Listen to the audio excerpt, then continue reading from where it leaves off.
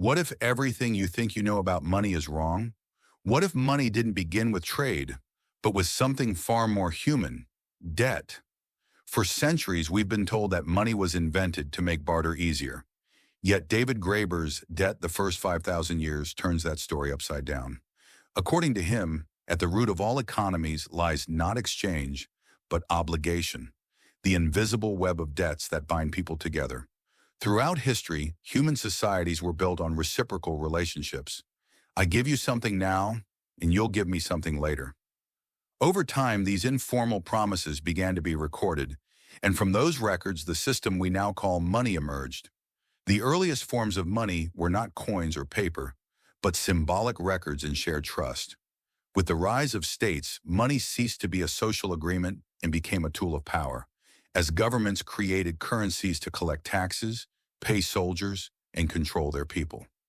Thus, the value of money no longer came from the market, but from the state's authority to demand and enforce debt. Graeber emphasizes that debt is not merely an economic idea, but a moral one. In many languages, the word for debt is the same as the word for sin. In ancient societies, debt cancellations were essential to prevent citizens from falling into slavery and to restore social harmony. Kings in Mesopotamia regularly forgave debts, understanding that rigid enforcement could destroy the social fabric.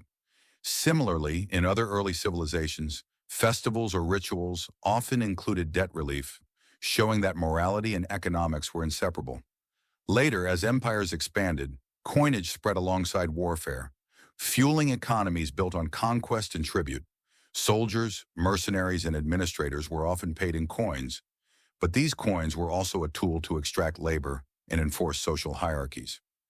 In the modern world, money has become increasingly abstract, a digital record of promises and obligations. Credit, interest, government bonds, and bank accounts are simply different faces of the same underlying reality: debt. Graeber argues that capitalism has stripped debt of its moral and social meaning, turning it into a purely financial instrument detached from human relationships. History, he observes, follows a recurring cycle. Debts grow, inequality rises, crisis erupts, debts are forgiven, and the system resets. Ultimately, he concludes that money is not a material object, but a social relationship, a reflection of trust, power, and obligation. To truly understand how money works, one must first understand people, because money is not just a tool of exchange, it is the deepest social bond in human history. Graeber invites us to look beyond economics and see the moral architecture that holds our financial world together. In today's global economy, debt is no longer a simple obligation. It has become an identity. People are defined not by what they create, but by what they owe. Students graduate already indebted, nations are trapped by international loans, and entire generations live under the shadow of financial obligation. Yet, as Graeber reminds us, this is not inevitable. It is a political choice. The system survives because we believe debts must always be repaid, even when repayment destroys the lives of those who owe.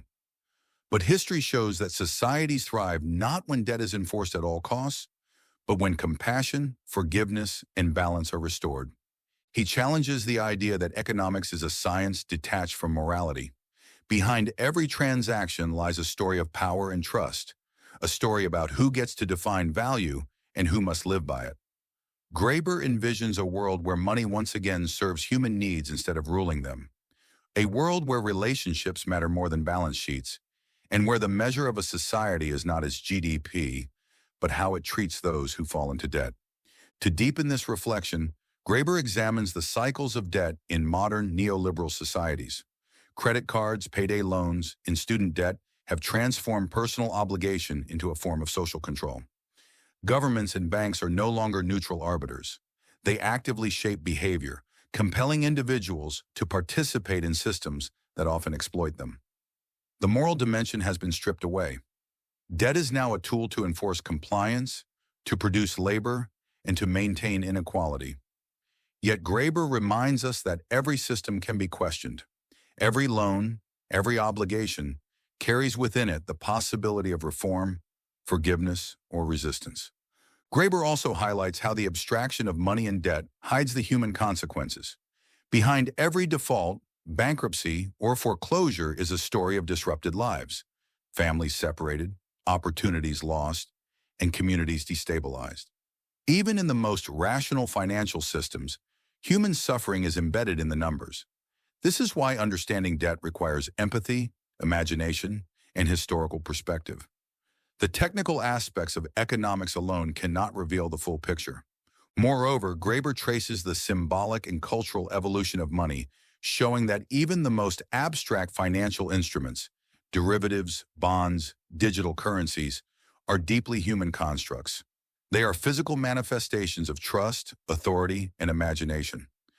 By studying them, we can understand not just markets, but societies themselves, their hierarchies, fears, and values. Money at every stage is a story about how humans relate to each other, who has power, and who is made to obey. Ultimately, debt, the first 5,000 years, challenges us to rethink what we consider inevitable. Money is not a neutral tool. It is a reflection of choices, moral values, and social contracts. And if we remember that money is fundamentally a social relationship, we can begin to imagine alternatives, economies built not on fear or coercion, but on trust, empathy, and collective responsibility. The book is a mirror held up to humanity. It shows that debt has always been part of civilization, but so has forgiveness. By embracing that lesson, we may one day create a world where money serves people, not the other way around. Graeber leaves us with a final, crucial insight. Every financial crisis, every wave of inequality, every debt scandal is not simply an accident of the market. It is a choice, a reflection of human priorities. Understanding debt as a moral and social force, rather than a mere numerical obligation, allows us to question the rules of the game. It opens the door to reimagining economies where wealth, value, and obligation are measured not by profit alone, but by justice, sustainability, and the capacity to nurture human relationships. Ultimately, the lesson is clear. Money is not the master of society. It is a mirror showing us both our greatest potentials and our deepest failings.